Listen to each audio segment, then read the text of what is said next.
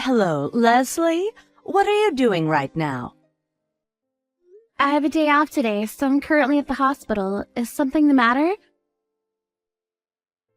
You're not working? My, how lucky to get a day off in the middle of the week, while Kennedy's still working, no less.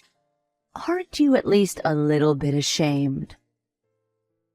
I'm working hard every other day, Mrs. Roberts. What can I do for you? Neither you nor Kennedy have been coming over to visit us these days. Mind telling me what's up with that? We don't get many chances to visit, and recently we've both gotten busier with our jobs, work piling on and all. That's just an excuse, isn't it? It's not, I assure you. You seriously can't make some time to see me and my husband? See, this is exactly why I despise women near 40 without any children. It's like you don't feel responsible. You're just saying work this and work that when you're just running, aren't you? Anyone would agree that load of BS is just a good excuse to explain why you don't have children. But it's not like that at all, you see. It brings me sadness that you would think that way, but we will visit you whenever we can, I promise.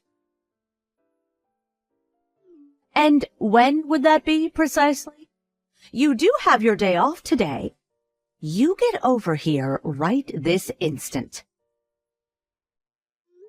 Right this instant?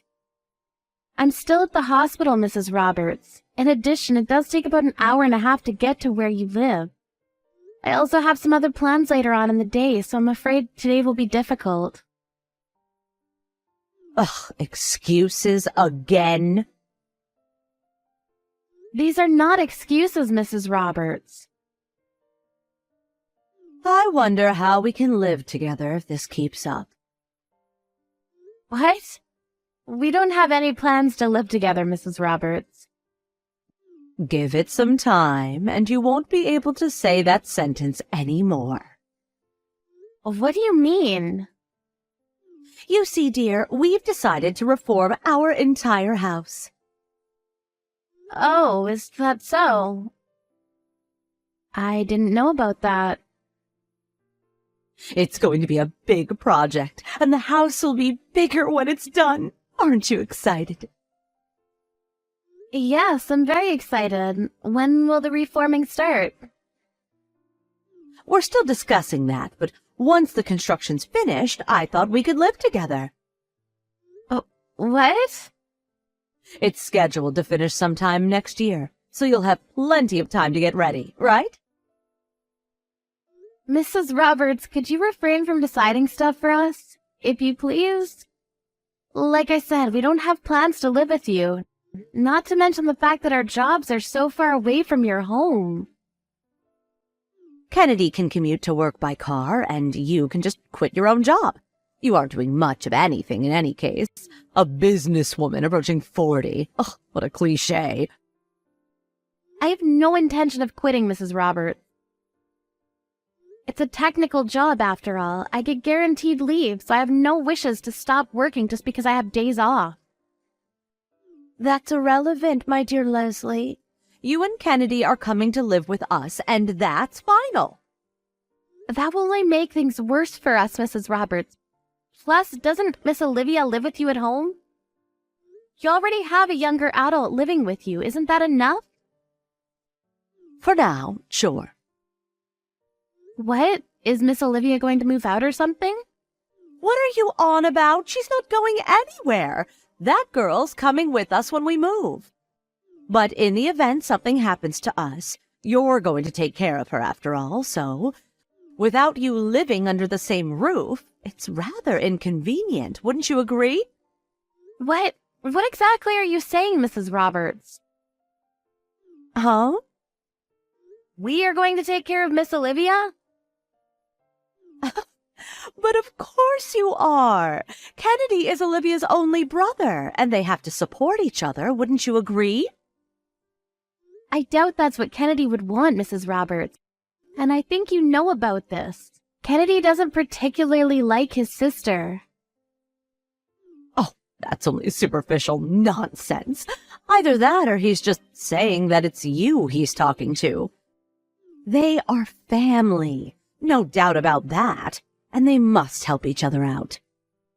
Forgive me, but I beg to differ. But in any case, we already have so much on our own plate, we can't help Miss Olivia in any way. She's not even working, despite all of her credit card loans. There's no way we can help her. That's exactly what family's for, Leslie. Olivia's your sister too now, isn't she? I'm sorry, but I've never thought of her as my sister. The heck?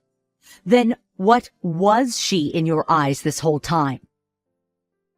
Only that there's someone else living in your house. We've only met like twice since Kennedy and I got married. And she spends most of her time secluded in her room, doesn't she? That girl's a hard-working academic. Her room's filled to the brim with books. Unlike you, an unintelligent, broke woman, she reads her time away. I read books too, Mrs. Roberts. The only difference is that I can only buy books I can afford with everything else. Oh, shut the hell up. You're going to live with us very soon, so I suggest you get comfortable with Olivia. Mrs. Roberts, I'm going to be clear here. We're not going to live with you. And during the reforming, my husband and I are going to visit other relatives. I see. But they say they really don't have the space for Olivia and can't make any more room. So I'll say my thanks now. So it's done. Wait, what? Don't tell me you're entrusting us with her. Is that such a bad thing? It's just not possible. We can't take care of that kind of dead weight. Why? Aren't you a cruel human being? Choose your words wisely before you say them. What do you mean by dead weight? I think I can speak for your other relatives when I say so, but it will only be a huge bother for Kennedy and I, so let's put a pin in this. It's already settled, and Olivia's getting ready under the pretense she's moving in with you. She'll head over next month, or maybe the next. Take good care of her. Are you not understanding what I'm saying? We don't have the space for her books, assuming she brings any.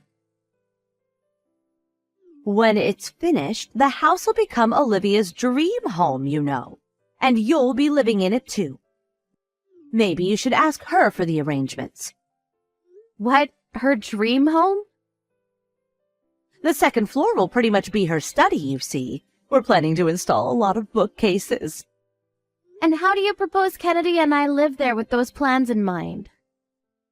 Let's live happily together on the first floor. We'll install a private bathroom for Olivia, too. This is unbelievable. You're really going to let your own daughter live out her life as a recluse? It's Olivia's life. She decides how to live it. She's our adorable daughter, after all.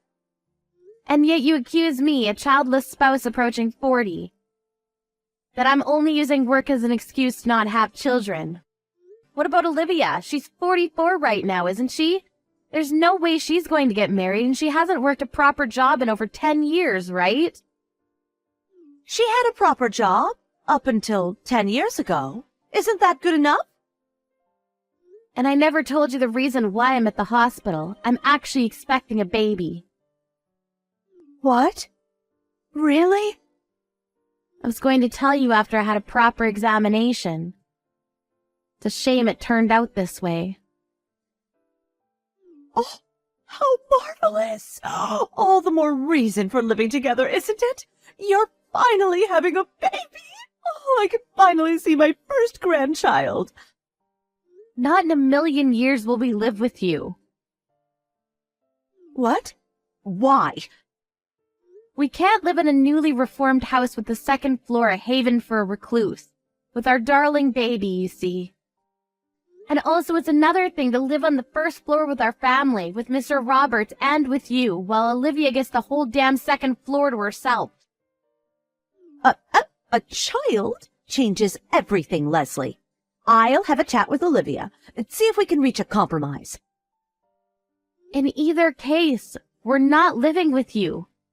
We have no intention of taking care of Olivia either. How heartless of you. Kennedy would never say such nasty things. And also, Kennedy and I are planning to build a house of our own. What? Really? We were worried that we couldn't help you in the event you're not doing so well, so we were thinking if we build a little bit closer to home. I'm starting to think it's a lost cause. You were thinking about that for us? Yes, on the condition that you make Olivia independent, but that won't seem possible anyway. I want to live with my grandchild, too. I've been waiting 3 long years for a grandchild, you know. Perhaps you should be hopeful to see Olivia's child. Since she's so important to you, you're willing to reform your whole house for her sake. Well, first she has to touch some grass if you want her to get married and have children. She isn't so much dead weight for me and for Kennedy. Perhaps oversized piece of trash is a more accurate description. How about you start by making her stop asking for credit card loans? Leslie felt like she'd gone a little too far with what she said, but Kennedy praised her, saying, "Great job," when she told him what happened. Later on, Kennedy himself contacted Mrs. Roberts and told her that the plan to build the house closer to home was scrapped, and they would be instead building even further away. He also told her that unless Olivia became independent, even when the baby was born, Mrs. Roberts would never see it. Chloe, my mother-in-law, was enraged, scolding her son for insulting his own sister that way. But George, my father-in-law, agreed that although he did love his daughter very much, she couldn't live like this anymore, and he told us he'd ask her to find her own place. But then Olivia flew into a tantrum and nearly destroyed the entire house. The police had to get involved to stop her.